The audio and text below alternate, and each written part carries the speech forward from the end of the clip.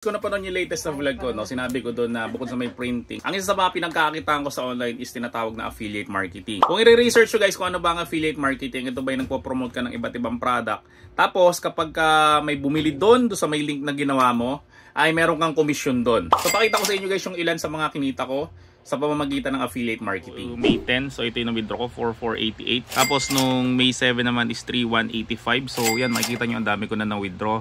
Tapos mga paid na yan. So isa sa mga pinakamalaking withdrawal ito, 10,905 pesos. Tapos yung iba, 7,500. Nakuha ko na yung pera na nagastos ko na yan. Ito rin, 10,000 rin to. So kung makikita nyo dun guys, no, iba-iba yung mga range ng kinita ko through affiliate marketing. No? So depende talaga yan guys sa sipag mo sa pagpo-promote.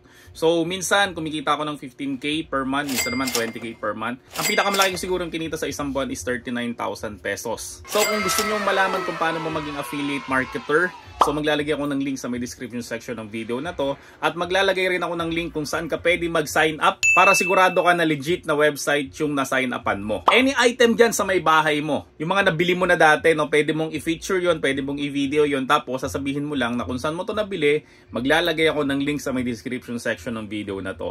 So kapag nagawa mo yun guys, no, at may mga bumili doon sa mga link na ginawa mo, siguradong kikita ka through affiliate marketing.